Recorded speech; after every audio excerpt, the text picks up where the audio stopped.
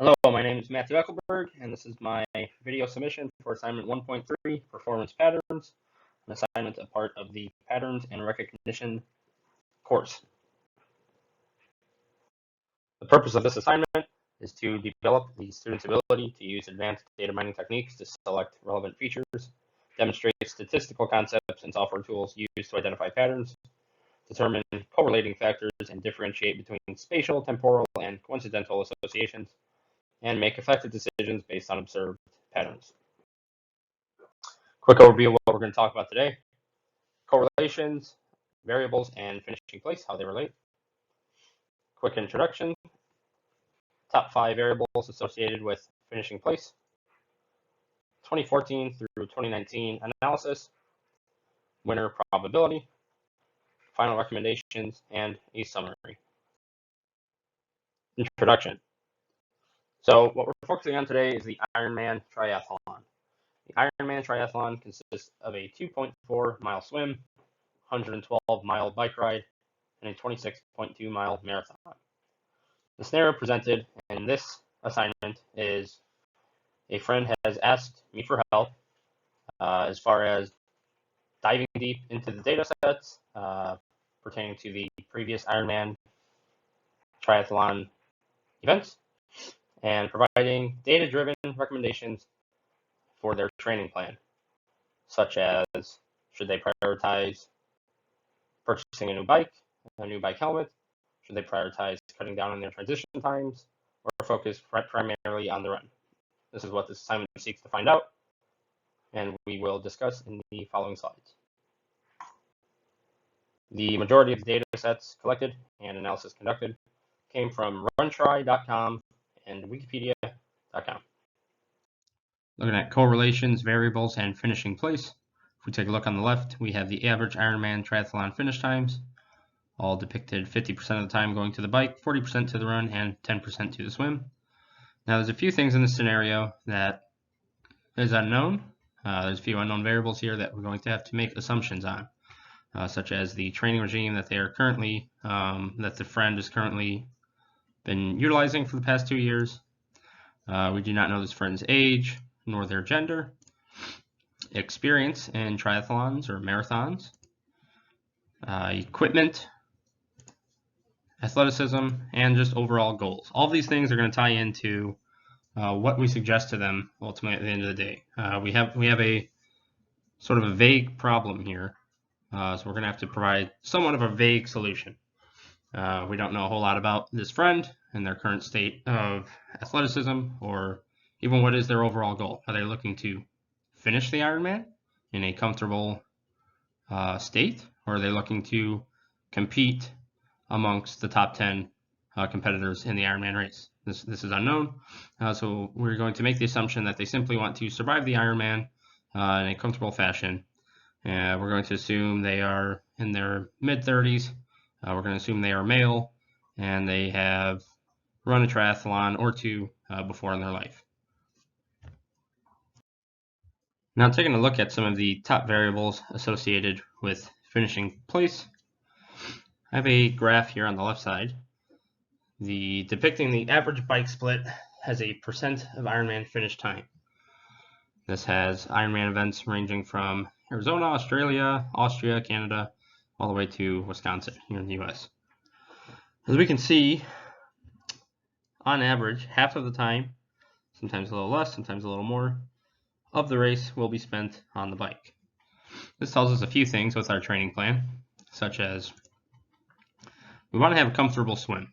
And all the data I found, definitely the majority of the time, the majority of time spent is in the swim event. So you don't need to be the fastest swimmer, but you definitely don't want to set yourself off on the wrong foot.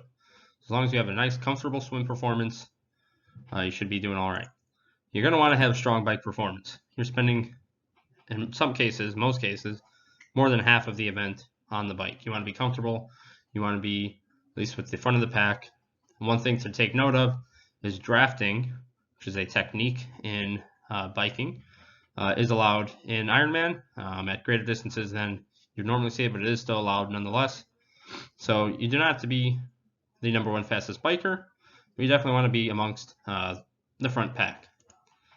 Then ultimately, runners take the W. A lot of data has shown that runners, such as Olympic triathlon events, individuals with a running background have higher endurance, and ultimately that is the event that sets everyone apart. The swim is not that intricate or critical of an event. The bike element, although it is half, as long as you have the endurance to keep up and you can draft with the best of the pack, it's the run where you are going to set yourself apart. Some other variables that are associated with finishing place are your hours spent training. We kind of touched on this in the last slide, but knowing these three things, you're going to want to not prioritize swimming necessarily.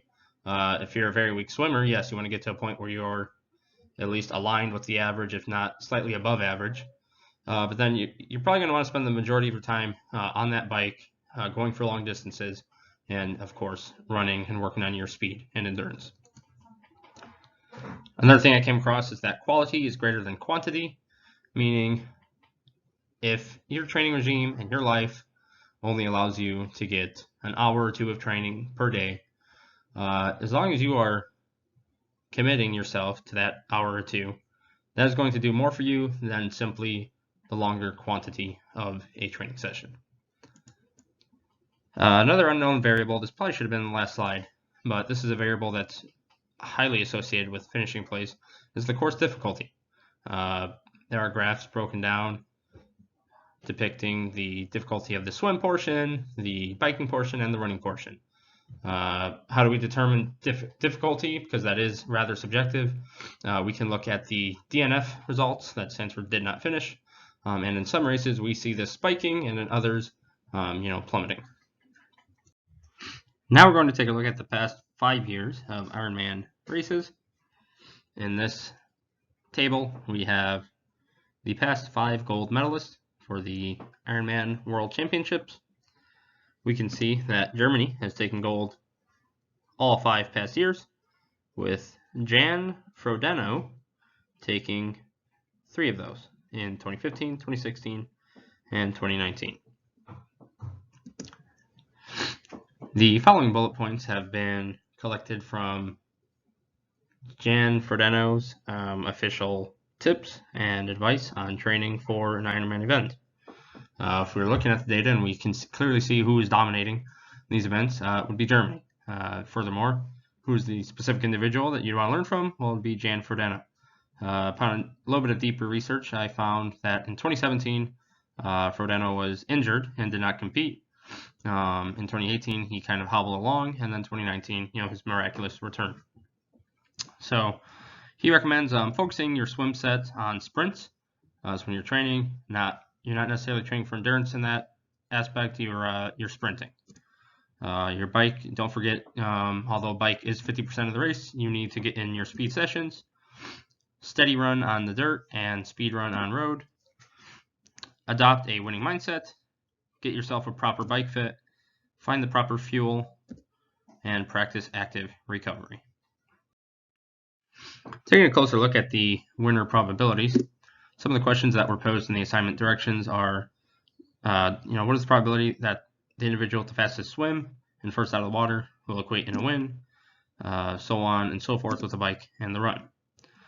If we take a look at the data set here, Jan Frodeno might be a little bit of a skew of our data because you can see he's first in all of these events. Now, maybe there is something to be said there that if you get your swim off to a great start, it's easier to sustain it, and you don't have extra time to make up for. But this isn't necessarily the rule. If we take a look at 9th place, Bart, he was by far the slowest swimmer with 57 minutes until he got out of the water, but he was able to make up for it with a bike time of 4 hours, 19 minutes. Now, if we take a closer look at that statement, we can see that 9th place Bart, compared to 7th place Braden, Bart was 10 minutes behind him in the swim. However, once they took to the bikes, you can see he caught up by closing his deficit and even surpassing him by another 10 minutes. However, when he got to that run, we can see that maybe he was burnt out, maybe the weather took its toll on him, or 7th place just had greater endurance on the ground. And we can see ultimately it didn't matter because 7th place still overtook him. We can look at a lot of factors there, but perhaps if 9th place focused on his swim a little more, he could have placed potentially much higher. So there's plenty of insights and variables and probabilities to be gathered from this this standings list here. That's just one of them. Ultimately, the main takeaway is run rules all. All roads, all the events ultimately are leading up to the run. And whether you have enough gas left in your tank will truly tell all. If we look at a lot of these stats, we'll see mediocre swim times. Everyone besides 1st and 2nd place has a fairly average swim time, with the exception of 7th place.